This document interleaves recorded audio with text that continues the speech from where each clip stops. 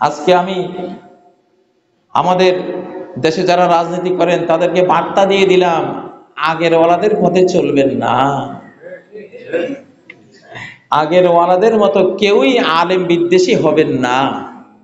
আগের ওয়ালাদের মতো কেউ হুজুর বিদ্বেষী হবেন না।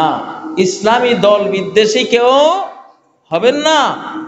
ইসলামী দলদেরকেও বলছি, আপনারাও এই দেশের গণমানুষকে খুব বড় মন নিয়ে, কোমল মন নিয়ে, উদার মন নিয়ে তাদেরকে কাছে টেনে নিন। 80% মানুষ ঠিক থাকলে হবে, বাকি 20% ছিটা থাকবেই, মুনাফিক থাকবেই, গাদ্দার থাকবেই, মির্জাফর থাকবেই, জগৎ শেঠ থাকবেই, বাকি 20% ফেসিবাদী সব যুগে থাকবে, কিন্তু ওরা পালিয়ে পালিয়ে থাকবে। নবীর যুগেও মুনাফিক ছিল কিনা? ছিল তো। মদিনা বিরোধী লোক ছিল না, ষড়যন্ত্রকারী ইহুদি ছিল না, সব তো ছিল। কিন্তু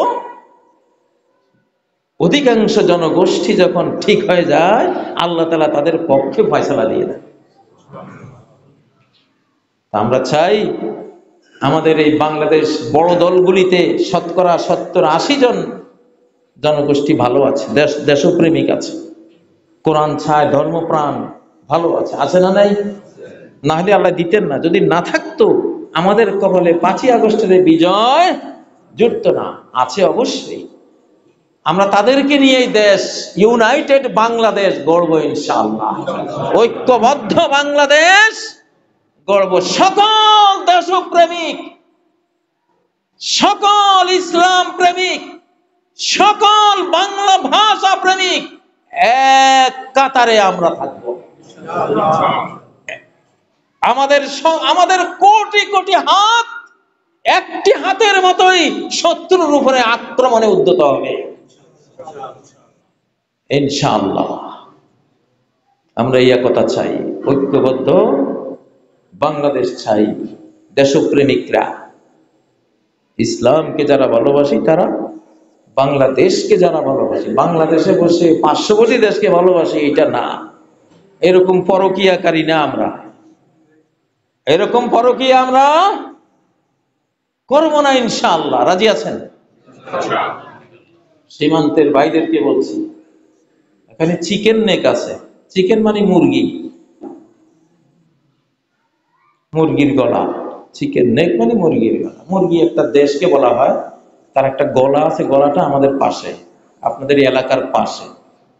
তো মুরগি খায় কারা? বেজি, বন বিড়াল, শিয়াল, তারপর নোয়াখালীতে বলে বিলাই বাগদাস, হাইলুডি, লেঞ্জা, এগুলি মুরগি খায়।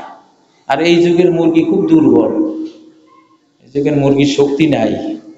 ফার্মের মুরগি, গোদা মুরগি, ওটা এতটুক জায়গাও লাভ দিয়ে পার হইতে পারে না। অতএব এসব মুরগি সুরগি ভয় পাইয়া কোনো লাভ নাই তো, নাকি? লাভ আছে? হ্যাঁ, দেশি মুরগি হলে না একটু লাভ সাপ দিত, নাকি?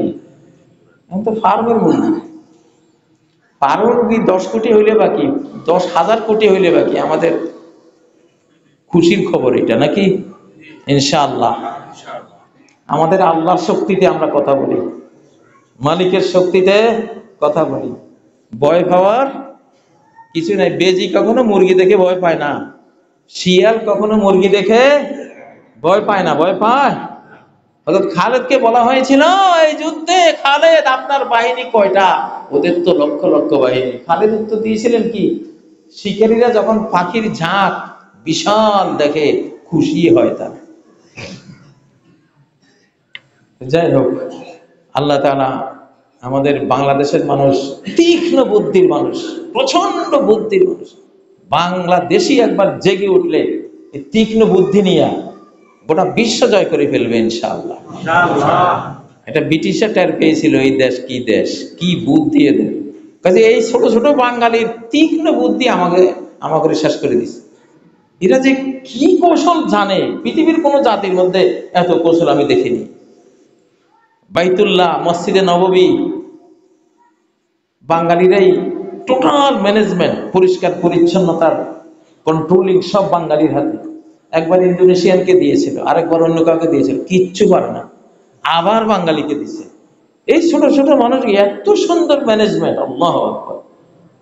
তো ওদেরকে আমি বলে আসছি যে সগীরুল হাজমে কবীরুল আকল, এই বাঙালির গায়ে যাতে ছোট, আকলে কিন্তু বিশাল বিশাল এক একটা। আর পাঠান জাতি কবীরুল হাজম সগীরুল আকল, দেখতে পাঠান কিন্তু আকলে ছোট। আলহামদুলিল্লাহ, আল্লাহ আমাদেরকে আকলে বড় করেছেন, আমরা বড় হব এবার ইনশাআল্লাহ। আল্লাহর স্নেহ মায়া নাজিল হয়েছে বাংলাদেশে, এই জন্যই 5ই আগস্ট হয়েছে, এই জন্য আগামী দিনে কোরআন আসবে ইনশাআল্লাহ। ইসলামী লড়াকু যারা, তাদের হাতে দেশ আসবে ইনশাআল্লাহ। বুকের তপ্ত তাজা খুন দিতে যারা যত বেশি এগিয়ে যাবে, দেশ শাসনের তত বেশি অধিকার আল্লাহ তাদেরকে দেবেন ইনশাআল্লাহ। আল্লাহর কাছে এই প্রার্থনা রাখলাম, রেখে আজকে এখানে শেষ করলাম। আকুলু কওলি হাযা ওয়া আস্তাগফিরুল্লাহ লি ওয়া লাকুম ফাস্তাগফিরুহু ওয়া তুবু ইলাইহি ইন্নাহু হুয়াল গফুরুর রহিম।